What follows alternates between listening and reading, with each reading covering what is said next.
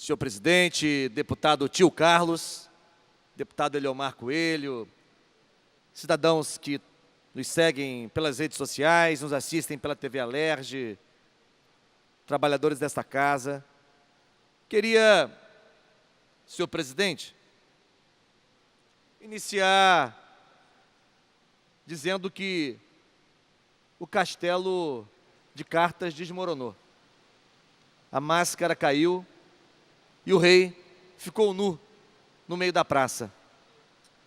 Tenho em mãos este documento, firmado aos 26 de janeiro deste ano, documento intitulado Termo de Compromisso.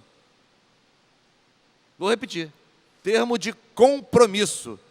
E quem se compromete com este termo? A União e o Estado do Rio de Janeiro. Firmam este termo de compromisso o presidente golpista, usurpador ilegítimo Michel Temer e o governador cassado pelo TRE, Luiz Fernando de Souza Pezão.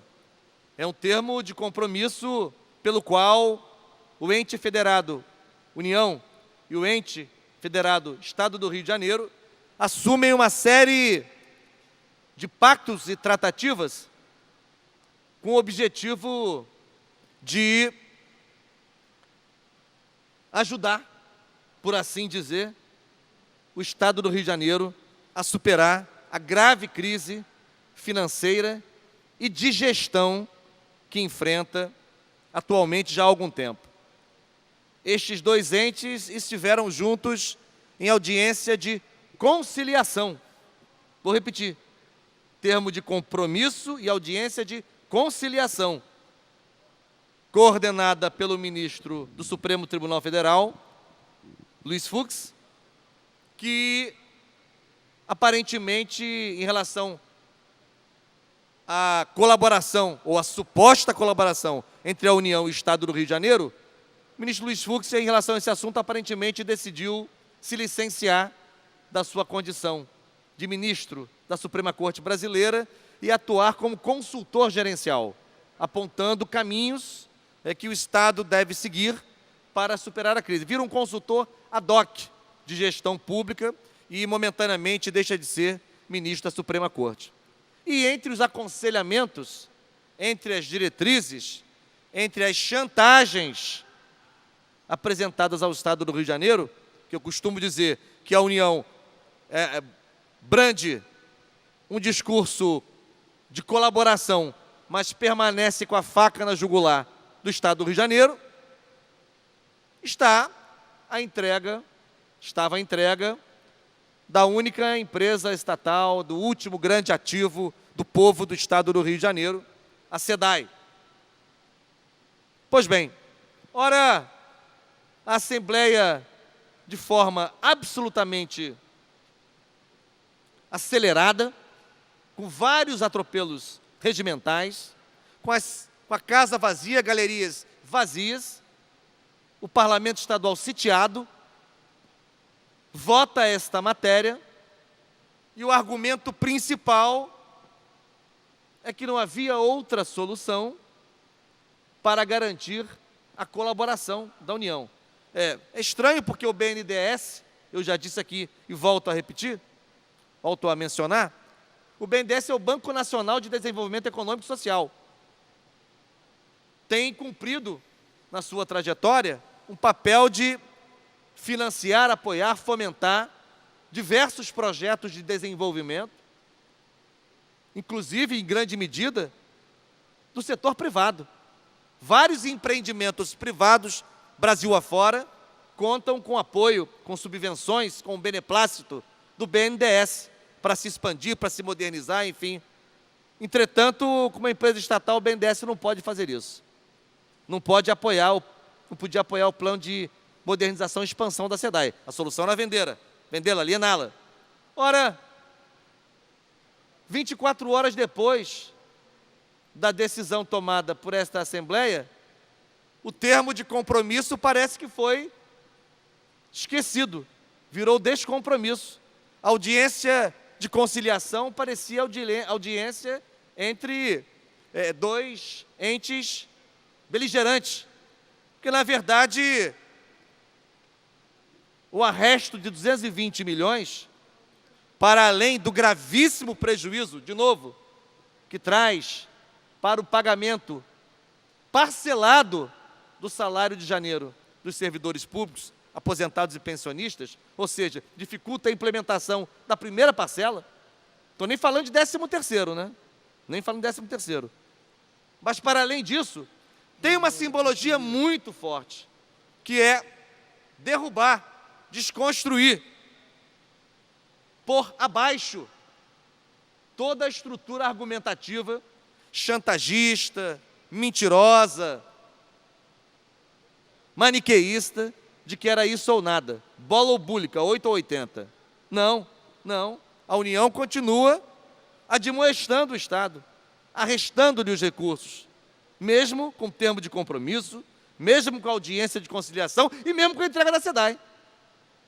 Então, senhor presidente, ainda há muito a se discutir, muito a se debater sobre esse episódio, cujos desdobramentos ainda são incertos. Quero aqui lembrar que o empréstimo que o governo do Estado postula, de mais 3,5 bilhões de reais, depende de mudança na lei de responsabilidade fiscal, que só pode ser feita pelo Congresso Nacional, que não sei se o fará em 15, 20 ou 30 dias. Portanto, queria me manifestar sobre esse ponto novamente. Eu que votei, não apenas votei contrariamente, como Vossa Excelência, a entrega lesiva ao Estado do Rio de Janeiro da SEDAI, a entrega aos interesses do grande capital, que é isso que explica, é uma grande negociação comercial que está em jogo, mas não só votei, como em vários momentos, e continuo fazendo, tenho participado e participei das discussões, dos debates, dialogando com os movimentos sociais, debatendo aqui na Assembleia com os deputados e deputadas que fizeram o debate, porque muitos apenas votaram, né? E coincidentemente, mas não é coincidência, né? A história não é feita delas. Quem fez o debate, quem aprofundou o debate, é quem estava numa posição crítica, não é? A grande maioria, a arrasadora maioria dos que votaram favoravelmente à venda da SEDAI, de modo geral, não se pronunciaram, não debateram aqui no plenário Barbosa Lima Sobrinho, aliás, plenário Barbosa Lima Sobrinho, em que se nega a inscrição dos jornalistas no piso salarial regional. Olha que contradição, para não focar em outro assunto. Plenário Barbosa Lima Sobrinho, salve, salve, salve a Associação Brasileira de Imprensa, mas os jornalistas neste plenário não têm guarida e não têm vez. Bem, senhor presidente, mas eu queria, na verdade, completar a intervenção de Vossa Excelência, que já foi muito clara e completa, em relação à audiência pública de hoje na FATEC. Ora, me espantei com a pauta, não que eu não a conhecesse, não que nós não a conhecêssemos, mas é a mesma pauta de que tratamos na primeira audiência pública desta legislatura sobre a FATEC, com o então recém-chegado presidente daquela fundação, Wagner Victor, hoje secretário de Educação. Os mesmos pontos, os mesmos itens, as mesmas demandas, os mesmos gargalos que seguem sendo, não é, repetidamente problemas no funcionamento da FATEC e até se agravaram, porque agora o servidor não ganha nem salário. Né? Naquela altura ele recebia salário mensal, agora o servidor não recebe nem salário.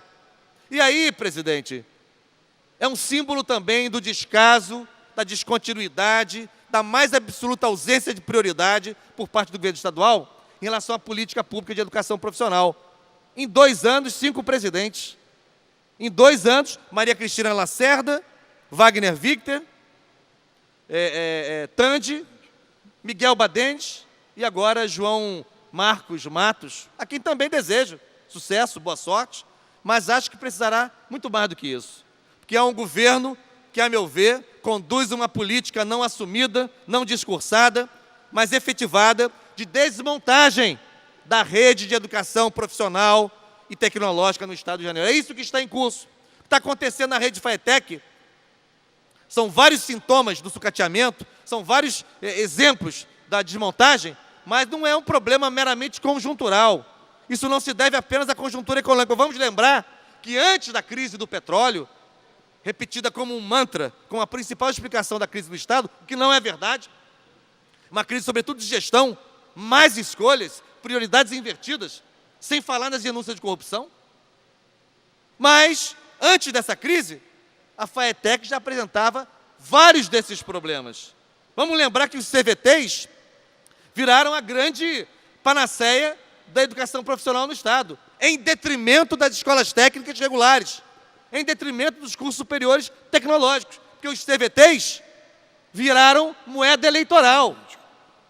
Vários aliados do governo, em várias regiões do Estado, tinham um CVT para comandar, para indicar a equipe, para indicar o diretor. Hoje, na Comissão de Educação, mencionou-se isso. Né? Um parlamentar presente mencionou, olha, eu quero saber se na minha cidade o CVT, que foi inaugurado em 2014, vai funcionar, porque nunca funcionou. Mas é isso, foi inaugurado só para ganhar a eleição, só para dar voto. Não funcionam até hoje, em função de uma questão de rede elétrica. Olha, não se pensou nisso antes, mas se inaugurou. Está lá a CVT. Alguém capitalizou eleitoralmente, mas não tem aluno nenhum funcionando, estudando, não teve qualificação profissional nenhuma realizada. É disso que se trata. E é preciso, vou concluir, dizer o seguinte: há coisas mínimas que podem ser feitas. Primeiro, não adianta cobrar da direção da FAETEC, qualquer que seja, decisões que dependem da execução orçamentária. Em 2016, menos de 60% do orçamento programado para a FAETEC foi realizado, 58%. Então não há, desse percentual, quase 90% para pagamento de pessoal. Então não houve execução orçamentária praticamente nenhuma para custeio. Investimento é melhor nem falar, imagina. Enfim, então não adianta cobrar da direção da FAETEC aquilo que depende da vontade política e do compromisso do governo estadual. Mas podemos cobrar algumas coisas. Por exemplo, a FAETEC, assim como a SEDUC, podem e devem oferecer ensino fundamental. Não podem fugir dessa oferta, sob o pretexto de que não é competência do Estado. É mentira! A Constituição, a LDB, a Constituição Estadual e a Lei Estadual que instituiu o Sistema Estadual de Ensino deixam muito claro que a oferta do ensino fundamental é de responsabilidade compartilhada entre Estado e os seus municípios.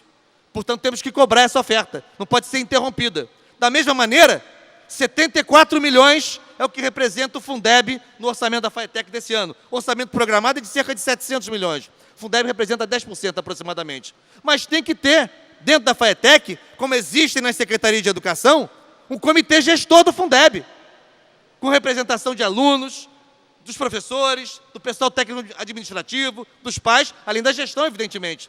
A única saída para os gestores da FAETEC, que não tem responsabilidade sobre os problemas da execução, da macroexecução orçamentária, é transparência. No mínimo, a gente tem que apostar em transparência. Vossa Excelência falou sobre isso na audiência, vários deputados falaram, eu também falei. No mínimo, transparência, porque o ano letivo de 2016 não foi concluído e ainda não foi retomado. O edital de seleção para novos alunos 2017 não foi lançado, talvez em maio. E com isso a gente vai desmontando um parque de formação profissional. E o governo do Estado hipocritamente diz que é preciso diversificar as vocações econômicas do Estado. É preciso reduzir a dependência da economia do petróleo. Como fazer isso sem investir em formação profissional, por exemplo? Sem investir em inovação tecnológica, por exemplo? Então, senhor presidente, eu quero aqui dizer que essa audiência terá continuidade.